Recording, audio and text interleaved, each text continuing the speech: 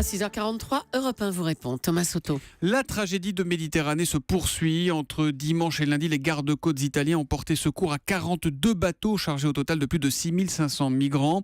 L'une de ces embarcations a fait naufrage, provoquant la noyade d'environ 400 personnes. Bonjour Philippe Leclerc. Bonjour. Vous êtes représentant du Haut-Commissaire des Nations Unies pour les réfugiés auprès de la France. Racontez-nous peut-être pour commencer la réalité de ces traversées. Que vivent ces migrants qui périssent en Méditerranée ? Ils vivent l'horreur et certains perdent la vie, disparaissent en mer. Un grand nombre d'entre eux sont des réfugiés syriens ou érythréens. D'autres viennent de l'Afrique de l'Ouest, de Côte d'Ivoire, du Libéria, à la recherche d'une vie meilleure. Mais pour les autres, les réfugiés, c'est essentiellement les conditions atroces dans leur pays qui les font partir, ainsi que les conditions de plus en plus difficiles dans les pays voisins de la Syrie. Je vous rappelle que 3 900 000 personnes sont réfugiées. Donc ce sont des situations extrêmement graves de l'autre côté de la Méditerranée qui poussent ces personnes à partir. Tout perdu, qui n'ont plus rien à perdre ? Oui, beaucoup de personnes qui ont perdu des membres de leur famille, leur maison, et n'ont plus que l'espoir de partir un peu plus loin pour recommencer leur vie. Mais encore une fois, le nombre de personnes qui traversent et qui tentent de franchir la Méditerranée n'est rien en comparaison du nombre des personnes qui sont réfugiées dans les pays de la Méditerranée, de l'autre côté, en Afrique et au Moyen-Orient. Mais les drames à propos de ces personnes, ces hommes, ces femmes, ces enfants, nombreux qui tentent de traverser la Méditerranée, se multiplient. Ils n'en entendent pas parler, ils ne savent pas qu'ils courent à leur mort ? Pour certains, ils savent, et les campagnes d'information qui sont faites par les Nations Unies, par les ONG, par les États, lorsqu'il y a des États, vous savez que la plupart d'entre eux partent de Libye, et Libye, il n'y a plus d'État. C'est un pays où les trafiquants règnent plus que les autorités étatiques. Vous avez deux gouvernements, un qui est reconnu par les Nations Unies, l'autre pas. Donc la situation de la Libye est particulièrement complexe, à la fois pour les Libyens eux-mêmes qui commencent eux aussi à fuir le pays, mais aussi les migrants qui y séjournent. Et là, c'est vraiment le règne du trafic dans des conditions atroces où les personnes sont souvent torturées. Les personnes veulent effectivement franchir la Méditerranée, mais parfois elles sont poussées sur ces navires qui n'ont pas forcément d'équipage adéquat et qui, avec la situation en Méditerranée qui climatiquement est devenue plus favorable depuis le week-end dernier. Là, il y a un effet printemps, entre guillemets. Oui, c'est ça, malheureusement. Et on le voit venir. Et c'est ça qui est terrible. C'est qu'on alarme les États européens en particulier déjà depuis plusieurs semaines que ce risque est énorme et qu'il va être d'autant plus important cette année et où, alors certains disent jusqu'à 500 000 personnes seraient prêtes à franchir. C'est très difficile de savoir exactement combien de personnes sont prêtes à partir. Il ne faut pas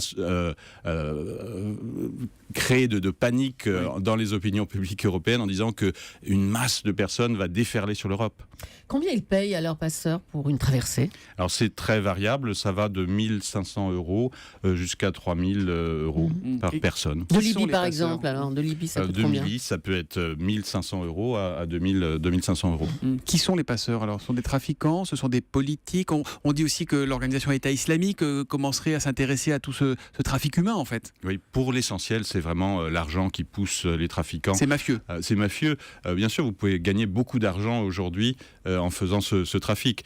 Alors effectivement il y a un certain nombre de déclarations qu'on attribue à Daesh qui menaceraient encore une fois d'envoyer des migrants sur l'Europe. Ils disent on va envoyer 500 000 migrants depuis la Libye en Europe par ces bateaux. Oui, Kadhafi disait la même chose.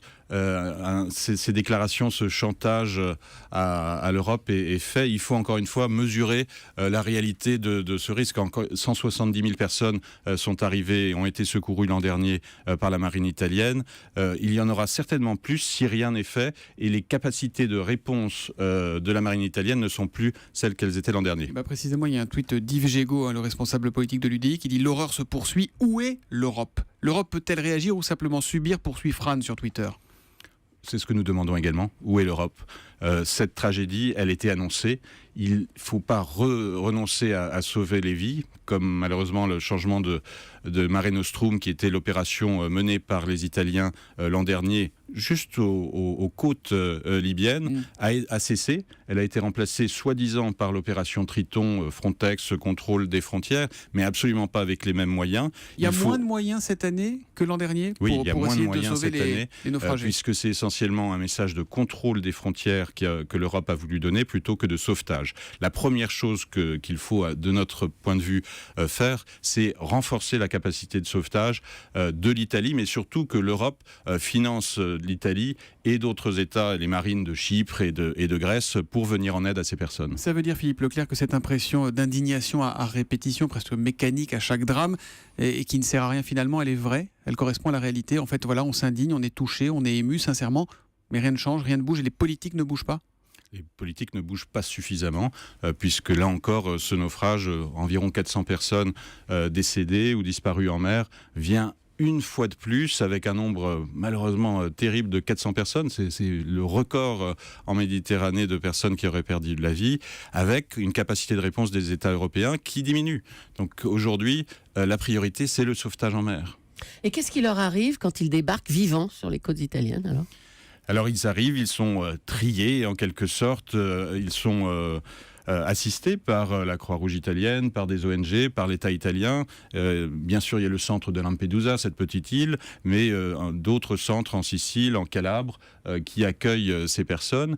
Là, il faut déterminer si ces personnes sont des réfugiés ou des personnes qui sont des migrants économiques. Et si ce sont des migrants, même si leur détresse est grande, il est possible de leur proposer de renvoyer dans leur pays d'origine. Ça veut dire, pour être clair, qu'ils viennent en barque au péril de leur vie, qu'on les renvoie en avion, c'est ça, et dans leur pays, et qui vont revenir éventuellement ? Pour la plupart, pour ceux qui sont réfugiés, ils ne doivent pas être renvoyés ni vers la Syrie, ni vers l'Érythrée, et les États européens violeraient le droit international s'ils le font, et ils ne le font pas. Donc ces personnes restent en Europe, certaines en Italie, mais beaucoup vont vouloir continuer leur chemin, notamment vers la Suède et l'Allemagne pour les Syriens, puisque c'est vraiment la Suède et l'Allemagne qui reçoivent la grande majorité des Syriens une fois qu'ils débarquent en Italie. Et c'est pour cela que la réponse, elle doit être en Italie d'abord, mais c'est une réponse européenne. La dimension des arrivées nécessite une réponse qui ne soit pas seulement celle de l'Italie. Il faut aider l'Italie à organiser ces arrivées dans des conditions qui soient dignes pour ces personnes et leur trouver des solutions. Mais il faut bien sûr également, de l'autre côté de la frontière, de l'autre côté de la Méditerranée, mettre en place des systèmes qui aident les personnes à être secourues dans ces pays, et c'est ce qui est fait dans les pays autour de la Syrie, mais le principal problème reste la Libye, politique dans ces pays-là, notamment la Libye, où il n'y a plus d'État. Dernière question, Philippe Leclerc, combien de personnes meurent chaque année en Méditerranée, on le sait ou pas ? L'an dernier, 3300 personnes sont décédées. Aujourd'hui, nous sommes à 900 personnes depuis le début de l'année, ce qui indique malheureusement que le chiffre pourrait être beaucoup plus important, une véritable hécatombe, si rien n'est fait en Méditerranée. Merci Philippe Leclerc d'être venu en direct ce matin pour répondre aux questions des auditeurs d'Europe 1. Je rappelle que vous êtes le représentant du Haut Commissaire des Nations Unies pour les réfugiés auprès de la France. Merci et bonne journée à vous. Merci.